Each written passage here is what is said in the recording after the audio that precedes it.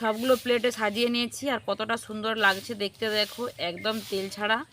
আর এটা খেতেও খুবই ভালো লাগে। তোমাদেরকে আরেকটা ভেঙে দেখাচ্ছি, দেখো একদম ভিতরে যে পুরটা দিয়েছিলাম সেই পুরটা দেখো, এই দেখো ভেতরে যে মানে ছানার চিনিটা দিয়েছিলাম। আর এটা মানে টিফিনে খুবই স্বাস্থ্যকর, কারণ এতে তো কোনো রকম তেল ব্যবহার করি না। এতে কিন্তু একদম অসাধারণ লাগছে। আর এটা তো বানানো খুবই সহজ।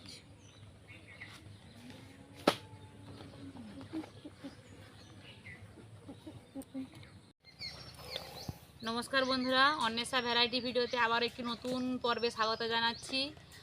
আজকে আমি আবার একটা নতুন ধরনের ব্রেকফাস্ট রেসিপি নিয়ে হাজির হয়েছি। কোনো রকম তেল ব্যবহার না করে এই ব্রেকফাস্ট রেসিপিটা আমি তোমাদেরকে বানিয়ে দেখাবো। এটা খুবই মানে স্বাস্থ্যকর ব্রেকফাস্ট।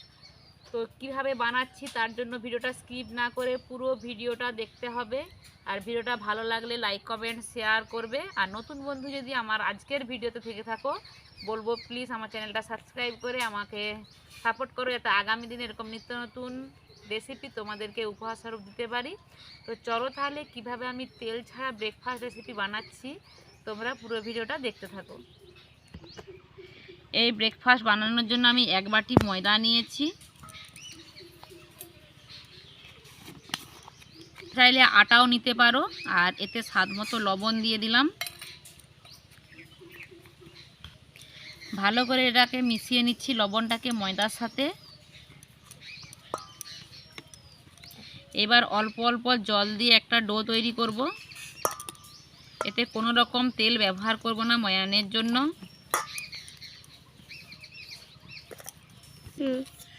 অল্প অল্প জল দিয়ে ডোটা রেডি করেছি। আর ডোটা রুটি কিংবা পরোটার মতো শক্ত হবে না, তোমরা দেখে বুঝে নাও যে কতটা নরম হবে। এই যে হাতে লেগে যাচ্ছে দেখো, এইরকম টাইপের একটা ডো বানাবো আমি সুন্দর দেখে। তো আমার ডোটা রেডি হয়ে গেছে। আর ডোটা কতটা নরম তোমরা তো দেখে বুঝতেই পারছো। তো ডোটা আমার রেডি হয়ে গেছে। এটাকে এবার আমি ঢাকনা দিয়ে ঢেকে রেখে দেবো প্রায় 10-15 মিনিটের জন্য। আর এর ভেতর আমি পুর দেব, তার জন্য পুরটা রেডি করব। চলো তাহলে। ময়দাটা রেস্টে রেখেছি, ময়দাটা সেদিকে রেস্টে থাক। আমি পুরের জন্য ছানা কাটিয়ে রেখেছি, একেবারে জল ঝরিয়ে শুকনো শুকনো, দেখো একেবারে শুকনো শুকনো। তো এর সাথে আমি সামান্য পরিমাণে চিনি দিয়ে দিচ্ছি, খুব বেশি দেব না, 1 চামচের মতো চিনি দিয়ে দিলাম। তোমরা চাইলে মানে চিজ ব্যবহার করতে পারো কিংবা কি বলে আলুর পুর ব্যবহার করতে পারো, কিন্তু আমি ছানার পুরটা ব্যবহার করছি। তো ছানার সাথে আমি চিনিটা মিশিয়ে নিলাম। আর চিনিটা অল্প পরিমাণেই দিয়েছি, খুব বেশি দেই না। পুরটা রেডি হয়ে গেছে আমার। আর এতে কিছু দেব না, এটাকে রেখে দেব। এইবার চলো আমি এবার নাস্তাটা বানাবো। এবার যে আমি ডোটা ঢাকা দিয়ে রেস্টে রেখেছিলাম প্রায় 5 মিনিটের মতো, সেটা খুলে নিয়েছি। এবার দেখো আর হাতে লাগছে না, অনেকটাই মানে টেনে গেছে। এবার এটাকে হাত দিয়ে ভালো করে একটু দলে নিচ্ছি।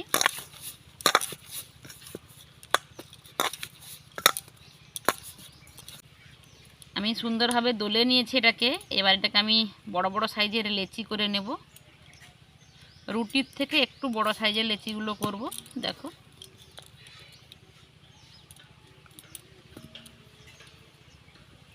গোল করে নিয়েছি। এবার এটাকে আমি বেলে নেব, তার জন্য ময়দা দিয়ে দিচ্ছি। ময়দা দিয়ে হাত দিয়ে একটু চেপে দিলাম, চেপে দিয়ে এটাকে বেলবো পাতলা করে একদম।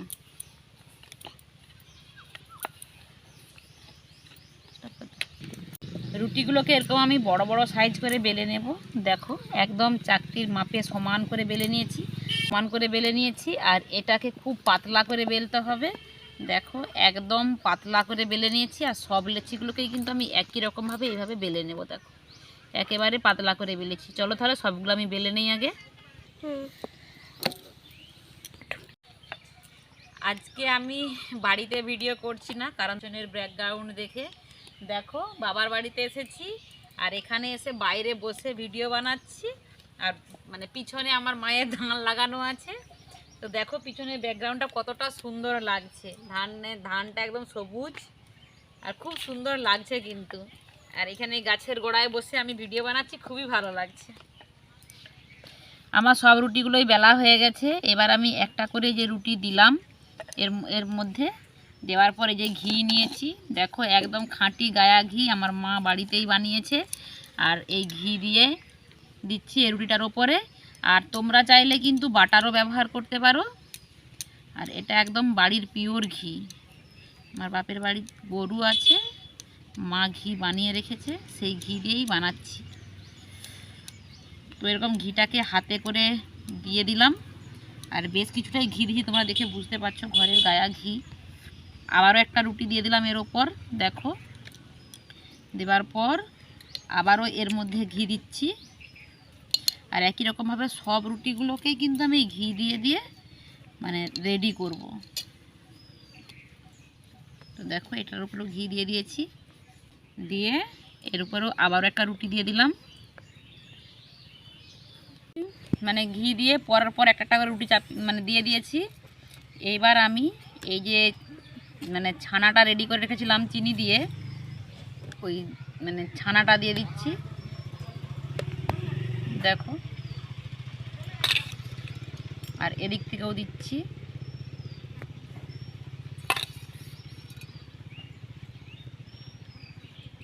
আর এটা কিন্তু খেতে অপূর্ব লাগে।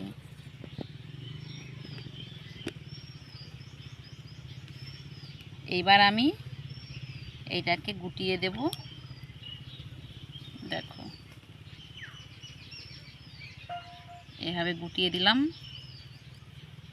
এদিক থেকে এটাকে গুটিয়ে দিলাম, তো দেখো। আর এইটাকে এদিক থেকে গুটাচ্ছি একই রকমভাবে, এই দেখো হয়ে গেছে। আর আমার মায়ের কাছে ছুরি নেই, তো তাই একটা পাতলা লোহার খুন্তি নিয়েছি। তোমরা অবশ্যই ছুরি দিয়ে কেটো, তো ছুরি নেই, তাই খুন্তির ডগা দিয়ে এটাকে কেটে দিচ্ছি।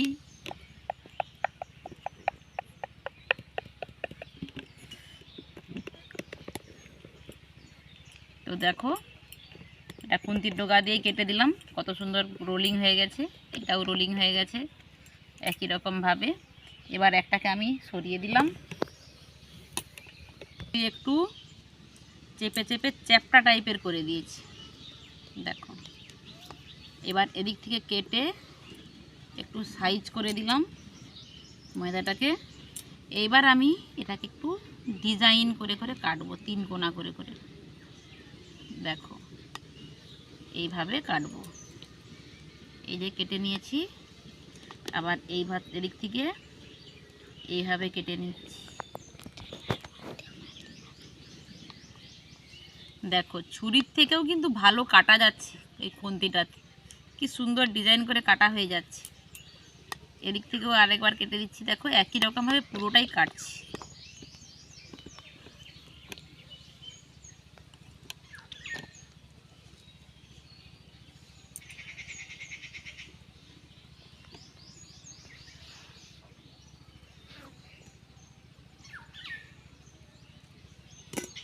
দেখো সবগুলোই কাটা হয়ে গেছে, এই দেখো, দেখো কত সুন্দর লাগছে দেখতে না? আর এই দেখো। তো চলো তাহলে এবার এগুলোকে কীভাবে ব্রেক করতে বসাবো সেটা তোমাদেরকে দেখাবো। এই খাবারটা তো আমার দেখো সবগুলো কেটে কেটে নিয়েছি। আর একটা আমার ডিম লাগবে, তার জন্য এই ডিমটাকে আমি ফাটিয়ে নিয়েছি। ফাটিয়ে নিয়ে শুধু ডিমের কুসুমটা নেব, সাদা অংশটা নেব না। তো তাই আমি সাদা অংশটা বের করে দিচ্ছি।